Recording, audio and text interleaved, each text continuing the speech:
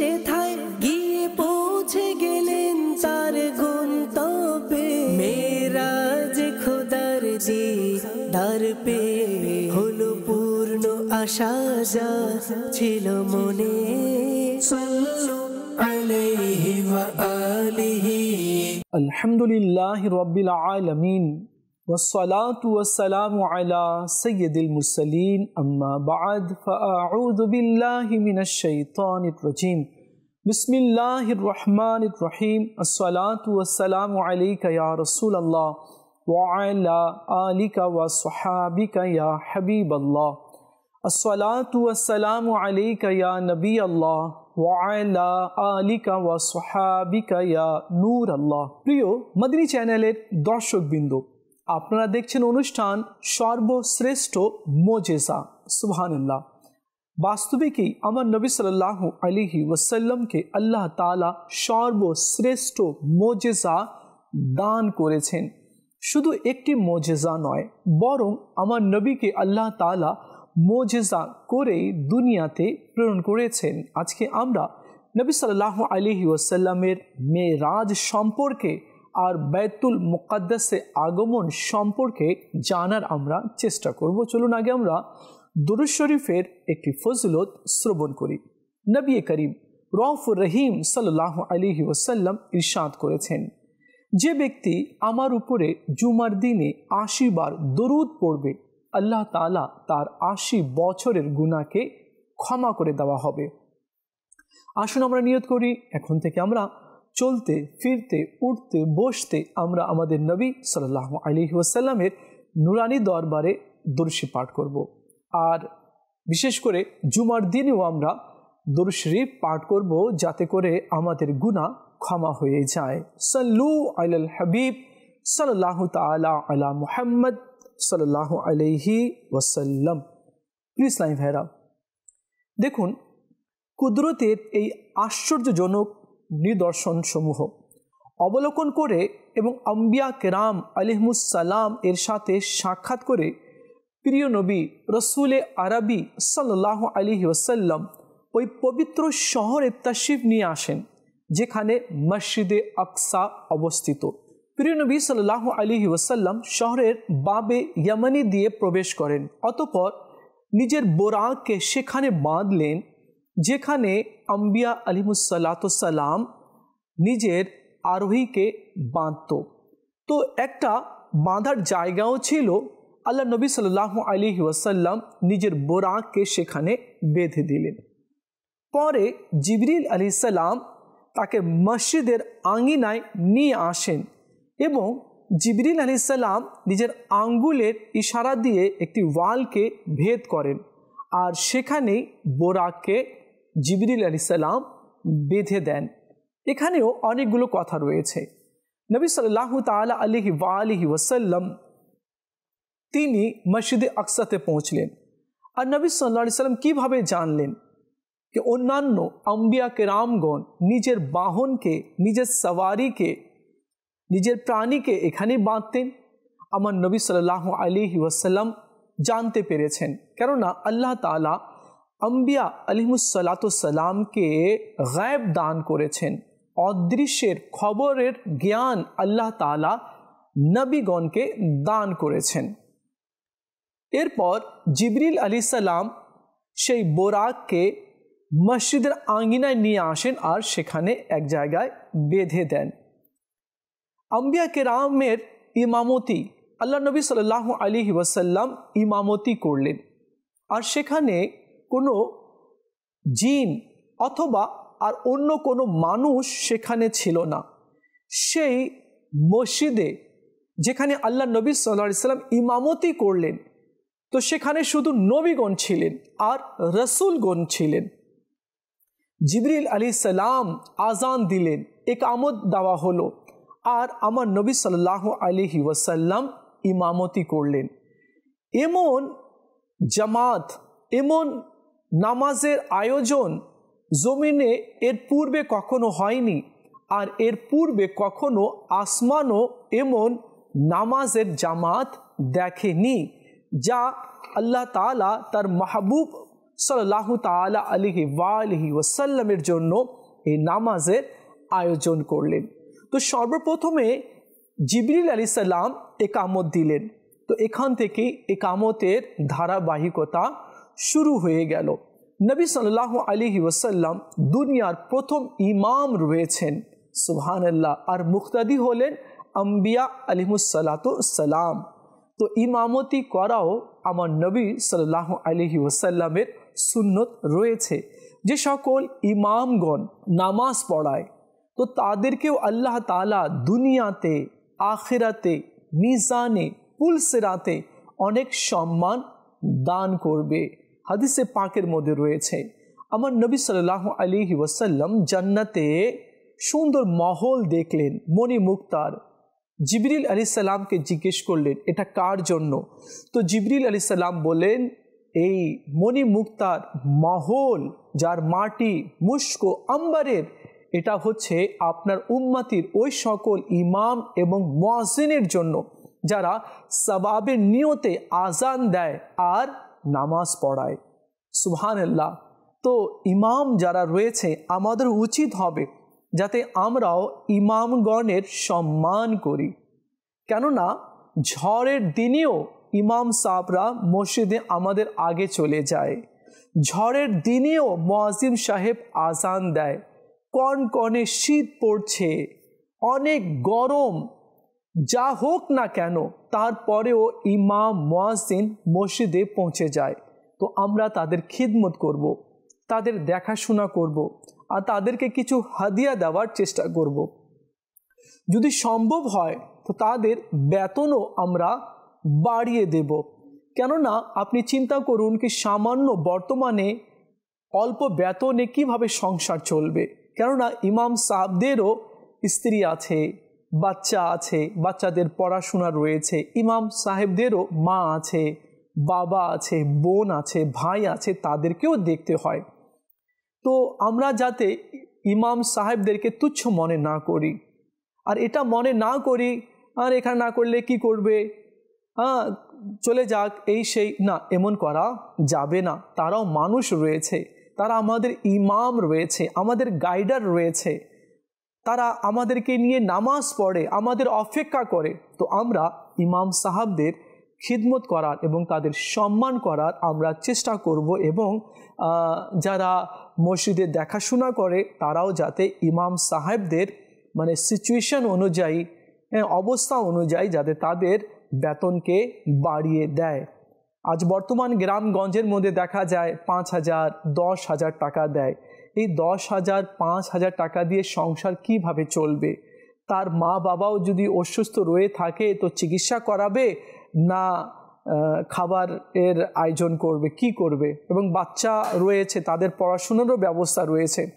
তো আমার মনে হয় তাদের খিদমত করা উচিত। যদি আমরা তাদের খিদমত করব তো আল্লাহ রাব্বুল আলামিন আমাদেরকে দয়া করবে, শুধু দুনিয়াতে নয় বরং আখিরাতেও আল্লাহ তাআলা আমাদের দয়া করবে। তো এই বিষয়ে আমাদেরকে একটু দৃষ্টি দিতে হবে, এই বিষয়ে একটু আমাদেরকে চিন্তা ভাবনা করতে হবে। আর যদি আমরা ইমাম সাহেবের, মুয়াজ্জিম সাহেবের, খাদিম সাহেবের যদি হক আদায় না করি, তারা তো হক আদায় করছে আজান দিয়ে, তারা তো হক আদায় করছে নামাজ পড়িয়ে, এবং খাদিম সাহেবরা মসজিদ পরিষ্কার করছে, ঝাড়ু দিচ্ছে, দেখাশোনা করছে। এরপরেও যদি আমরা তাদেরকে কম বেতন দিই, তাদের হক আদায় না করি, তাহলে কিয়ামতের দিনে আমি কি জবাব দিব আল্লাহ তাআলার দরবারে? তারা যদি আল্লাহর দরবারে আমাদেরকে কাঠগড়ায় খাড়া করে দেয় আর বলে, মওলা আমি তোমার ঘরের খিদমত করেছি, কিন্তু এরা আমাকে সেইরূপভাবে আমাকে বেতন দেয়নি, আমার দেখাশোনা সেরূপ করেনি, আমি অনেক কষ্টে ছিলাম, তো সেদিন হয়তো আমাদের কোনো উত্তর থাকবে না। দেখুন, আমরা যে স্যালারি দিই ইমাম সাহেবকে বা মুয়াজ্জিম সাহেবকে, যে আমরা স্যালারি দিই, তো এটা তো নিজের পকেট থেকে আমরা দিই না। গ্রামের লোক রয়েছে, মার্কেট রয়েছে, আরও কিছু লোক রয়েছে, তারা চাঁদা দেয়, হ্যাঁ, তো ওর টাকাগুলো তো আমরা দিই না, নিজের পকেট থেকে তো আমরা দিচ্ছি না।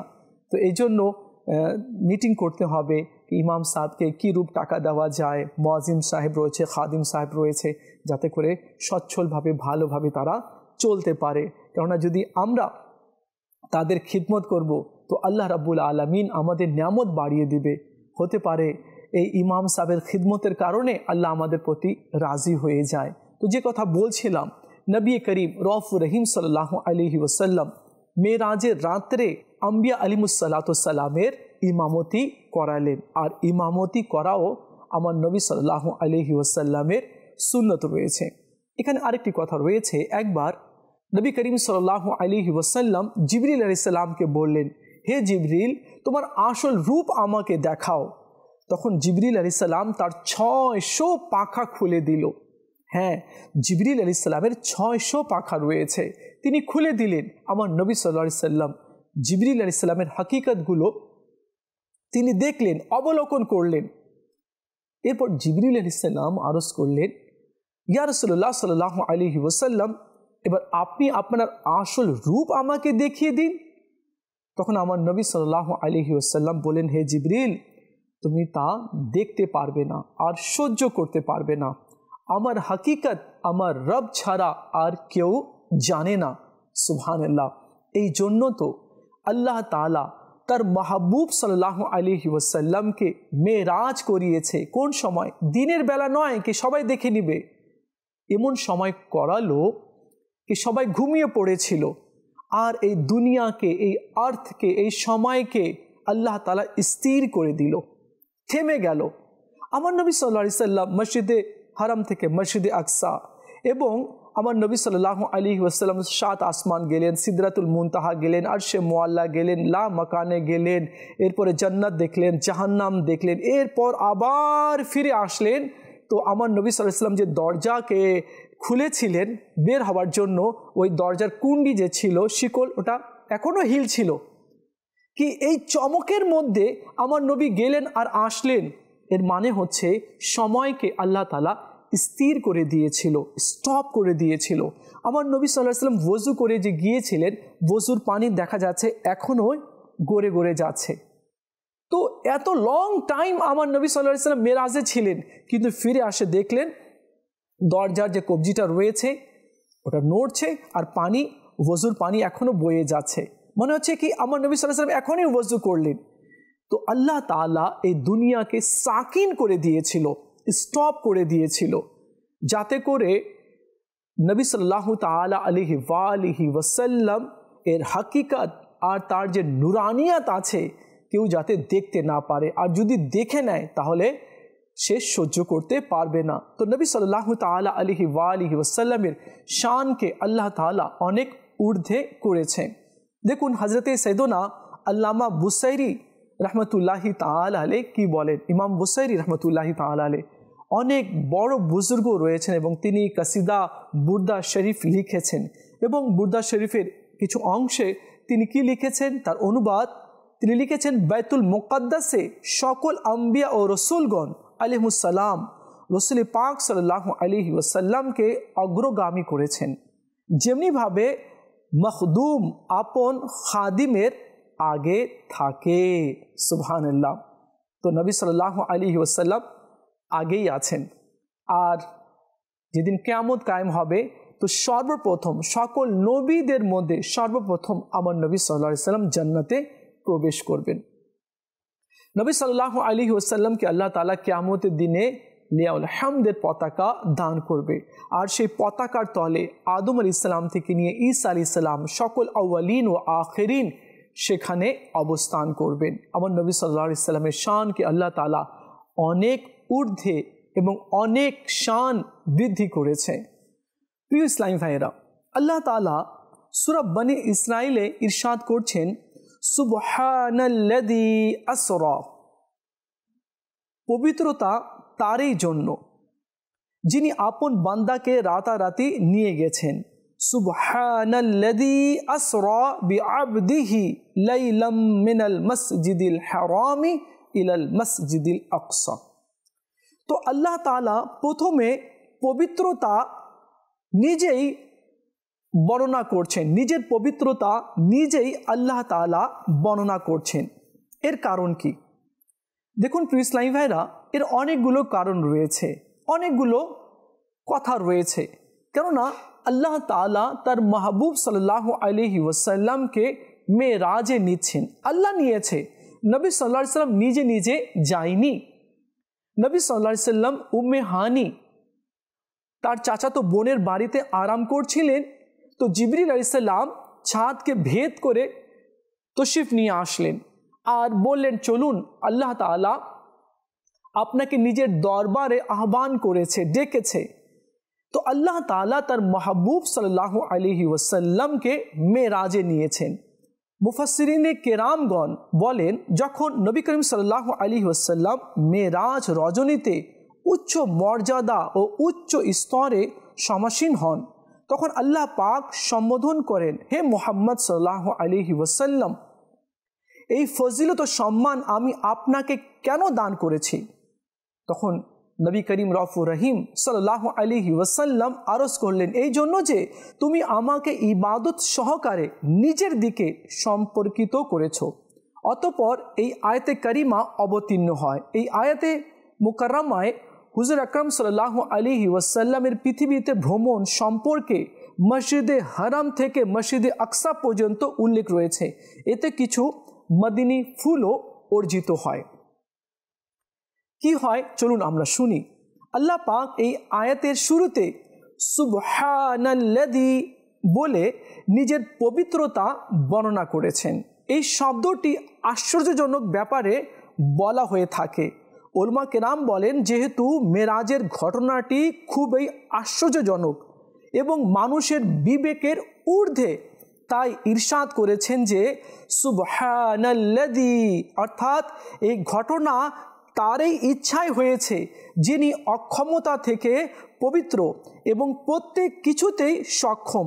নবী করিম সাল্লাল্লাহু আলাইহি ওয়াসাল্লামের পবিত্র শরীর উপরের দিকে যাওয়া এবং অনেক গরম আর ঠান্ডা সহ্য করা, আসমানে প্রবেশ করা, জান্নাত ও জাহান্নাম পরিভ্রমণ করা, অতঃপর অতি দ্রুত ফিরে আসা যদিও খুবই কঠিন মনে হয়, কিন্তু সর্বশক্তিমান আল্লাহর নিকট কোনো কঠিন নয়। সুবহানাল্লাহ।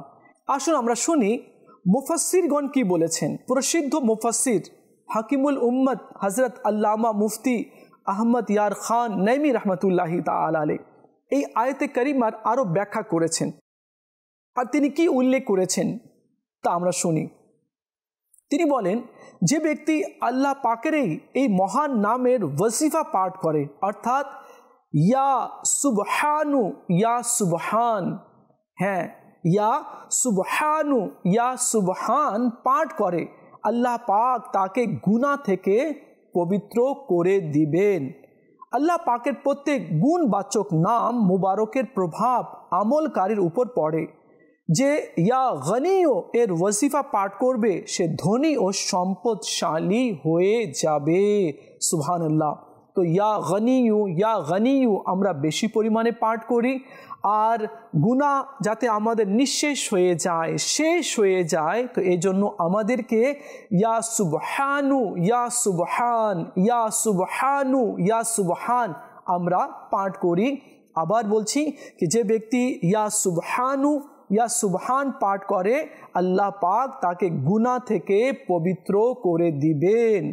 আরেকটি আমরা আল্লাহ পাকের কুদরতের বর্ণনা আমরা জানার শোনার চেষ্টা করব, যাতে করে আমাদের আমলের মধ্যেও যাতে বৃদ্ধি পেয়ে যায় আর আমরাও যাতে আল্লাহ রাব্বুল আলামিনের দয়া সম্পর্কে জানতে পারি। দেখুন, সুবহানাল্লাযী বলে নিজ পবিত্রতা বর্ণনা করার পর আসরা শব্দ আল্লাহ তাআলা ইরশাদ করেছেন, যার অর্থ হলো নিয়ে গেছেন। আসরা মানে আল্লাহ নিয়ে গিয়েছেন, আল্লাহ নিয়ে গিয়েছেন। সুবহানাল্লাহ। আর যাকে আল্লাহ নিয়ে যায় তার কত শান রয়েছে। আর আল্লাহ যখন নিয়ে যাবে কোনো আয়োজনে, তো আয়োজনটাও কেমন হবে চিন্তা করুন। আল্লাহ পাক হুজুর সাল্লাল্লাহু আলাইহি ওয়াসাল্লামকে গমনকারী বলেননি, বরং আপন পবিত্র সত্তাকে নিয়ে যাওয়া এমন সত্তা হিসাবে ব্যক্ত করেছেন। উলামায়ে কেরাম বলেন, আল্লাহ পাক সুবহানাল্লাযী আসরা শব্দ বলে সশরীরে মেরাজ হওয়ার ব্যাপারে সকল অস্বীকারীদেরকে তিনি প্রকাশ করে দিয়েছেন। এমনি বলা হয়েছে যে, হে অস্বীকারী, সাবধান, মেরাজের ঘটনায় আমার হাবিব সাল্লাল্লাহু আলাইহি সাল্লামের উপর আপত্তি করার তোমাদের কোনো অধিকার নেই। তাই তিনি মেরাজে যাওয়া এবং মসজিদে আকসা বা আসমানের উপর নিজে যাওয়ার দাবি করেননি। আর আল্লাহ রাব্বুল আলামিন তার মাহবুব সাল্লাল্লাহু আলাইহি সাল্লামকে নিয়েছে। এখানে আমার নবী সাল্লাল্লাহু আলাইহি সাল্লাম নিজে দাবি করেনি কি আমি গিয়েছি, বরং আল্লাহ তাআলা নিয়ে গিয়েছে। আচ্ছা, এখানে আরেকটি কথা রয়েছে, যখন মেরাজ থেকে আমার নবী সাল্লাল্লাহু আলাইহি ওয়াসাল্লাম তশরিফ আনলেন, তো উনার বোন উম্মে হানি বলল যে আমি তো স্বীকার করে নিলাম, কিন্তু অন্যান্য লোকেরা হয়তো স্বীকার করবে না, এ কথা আপনি কাউকে বলিয়েন না। আমার নবী সাল্লাল্লাহু আলাইহি ওয়াসাল্লাম বলেন, হ্যাঁ আমি তো বলবো। আমার নবী সাল্লাল্লাহু আলাইহি ওয়াসাল্লাম একবার এক জায়গায় দাঁড়িয়েছিলেন চুপ করে, তো এমন সময় আবু জেহেল আসলো আর বলল কি কোনো কিছু ঘটেছে নাকি? তো আমার নবী সাল্লাল্লাহু আলাইহি ওয়াসাল্লাম বলেন, হ্যাঁ আল্লাহ আমাকে মেরাজ করিয়েছে, আমি মসজিদে হারাম থেকে মসজিদে আকসা গিয়েছি। সে তো একেবারে তেলে বেগুনে চটে গেল। সে বলল, এই কথা আপনি সবার মাঝে বলতে পারবেন? বলে, হ্যাঁ আমি সবার মাঝে বলতে পারবো। যখন আবু জেহেল সবাইকে ডাকলো, এই জন্য ডাকলো উপহাস করবে, মজা করবে, তো সবাই তিরস্কার করতে লাগলো, সবাই হাতে তালি দিতে লাগলো আর বলতে লাগলো কি আমি আপনার কথাতে একমত নয়। অনেকেই মুরতাদ আবার হয়ে গেল, যারা ঈমান এনেছিল কিছু সংখ্যক, তারা মুরতাদ হয়ে গেল। তো এটা কে অস্বীকার করেছে? মেরাজের কথাকে কে অস্বীকার করেছে? আবু জেহেল করেছে। তো আবু জেহেল অস্বীকার করেছে আর মেনেছে কে? সিদ্দিক আকবর। যখন আবু জেহেল সিদ্দিক আকবর রাদিয়াল্লাহু তাআলা আনহুকে এই কথা শোনালো কি তোমার বন্ধু মুহাম্মদ সাল্লাল্লাহু আলাইহি ওয়াসাল্লাম এই কথা বলছে, উনি নাকি রাতের কিছু অংশে মসজিদে হারাম থেকে মসজিদে আকসা পর্যন্ত গিয়েছেন, তো তুমি কি বলো? বলে, এটা কথা কে বলেছে? আমার বন্ধু মুহাম্মদ সাল্লাল্লাহু আলাইহি ওয়াসাল্লাম বলেছেন। হ্যাঁ, তাহলে তো তিনি সত্য কথাই বলেছেন, শুধু ইনি তো মসজিদ আকসাতে মসজিদে হারামের কথা বলেছেন, আমি তো তার বড় বড় কথাগুলো না দেখে মেনে নিয়েছি। তিনি এক আল্লাহর কথা বলেন, তিনি আসমানের কথা বলেন, তিনি জান্নাতের কথা বলেন, আমি দেখিনি। তিনি জাহান্নামের কথা বলেন, লৌহ কলম সিদরাতুল মুনতাহার কথা বলেন, আর সে মুআল্লার কথা বলেন, আমি তো মেনে নিয়েছি। আর তুমি এতটুকু কথা নিয়ে তুমি করছো? আমার নবী যা বলেছে সত্য বলেছে।